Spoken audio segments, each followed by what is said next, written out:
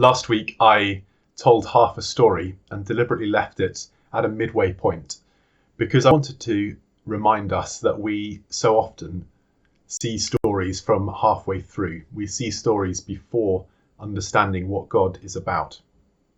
If you didn't know the story already, then you will have been left with quite a depressing state of affairs, in fact. And so I want to complete the story this week, and I want it to shape how we approach the stories of our own lives, the things that we're in the middle of, perhaps, the things that we struggle with. If you missed last week, then do go and watch it. There's a link below if you're watching this on YouTube.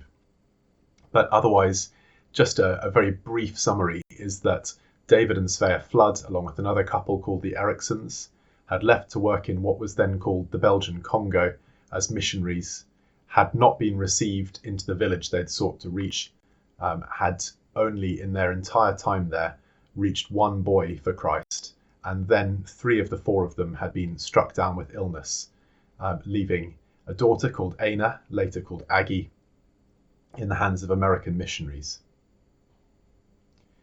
The missionary family took Aggie, as she was now called, back to the States, and afterwards they were concerned that if they went back to Africa, they might end up with legal difficulties continuing to look after her. She might be separated from them. So they stayed in the United States, and Aggie grew up in South Dakota.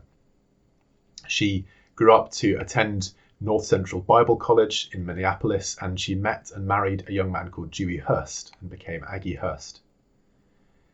Years passed and they had a fruitful ministry. Aggie gave birth to a daughter and a son.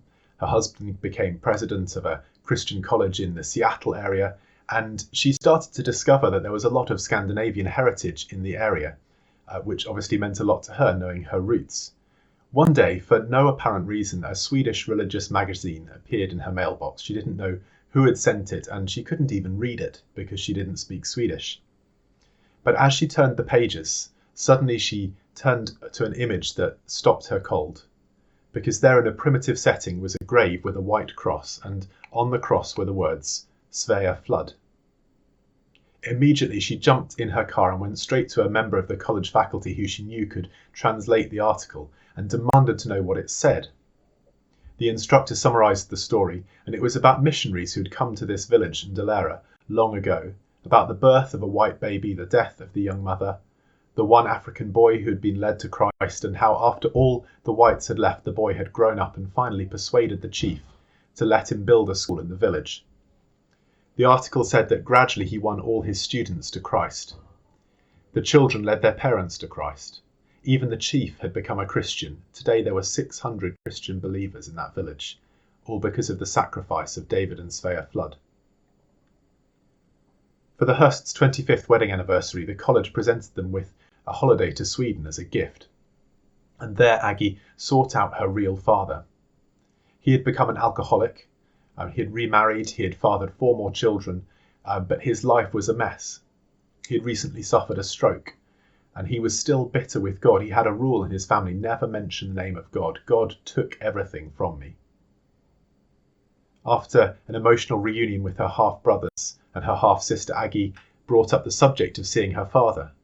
The others were a bit reticent. They said, you can talk to him, although he's ill, but you need to know he'll fly into a rage if you mention God. But she still went and met with him. They had an emotional reunion. He said he'd never meant to give her away, and she forgave him. But then she said, it's okay, God took care of me, and he immediately stiffened. The tears stopped, and he bitterly called out, God forgot all of us. Our lives have been like this because of him.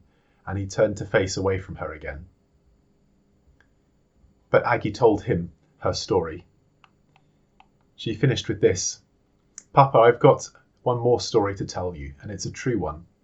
You didn't go to Africa in vain. Mama didn't die in vain. The little boy you won to the Lord grew up to win that whole village to Jesus Christ. The one seed you planted just kept growing and growing, and today there are 600 African people serving the Lord because you were faithful to the call of God in your life. Jesus loves you. He has never hated you. They were reconciled. David Flood came back to the Lord that afternoon. the God he had resented for so many decades. And over the next few days, they spent more time together before Aggie had to go back to the States, and only a few weeks later he went to be in eternity.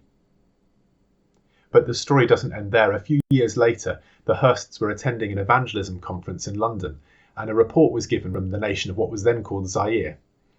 The superintendent of the National Church, representing about 110,000 baptised believers, spoke of how the gospel had spread in his nation, and Aggie couldn't resist going to ask him afterwards if he'd ever heard of David and Svea Flood. He spoke French and had to be translated, but what he said equated to this: "Yes, madam, it was Svea Flood who led me to Jesus Christ. I was the boy who brought food to your parents before you were born. In fact, to this day, your mother's grave and her memory are honoured by all of us." He embraced her in a long, sobbing hug. Then he continued, "You must come to Africa to see, because your mother is the most famous person in our history." In time, that's exactly what Aggie and her husband did. They were welcomed by cheering throngs of villagers. She even met the man who had been hired by her father many years before to carry her back down the mountain in a hammock cradle. And the most dramatic moment was when the pastor escorted Aggie to see her mother's white cross for herself. She knelt in the soil to pray and to give thanks. And later that day in the church, the pastor read from John 12:24, "I tell you the truth, unless a kernel of wheat falls to the ground and dies, it remains only a single seed. But if it dies, it produces many seeds." He then followed with Psalm 126:5, "Those who sow in tears will reap with songs of joy."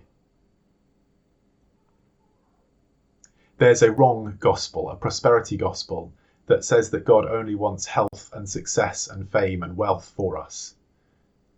But equally, there can be a despair that we can fall into where we just see the circumstances around us and don't see the eternal glory for which it's working.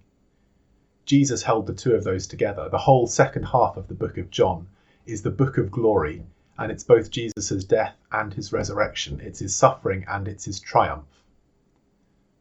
I want to encourage you to think about the stories that you're in the middle of at the moment.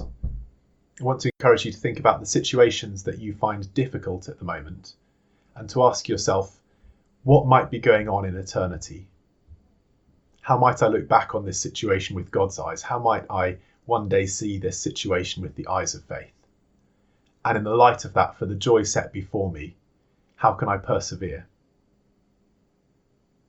I really want to pray that you would take that fervour to see things from God's perspective into your work situations this week, into your home situation, into those conversations with friends and neighbours, and that you would see things with the eyes of faith.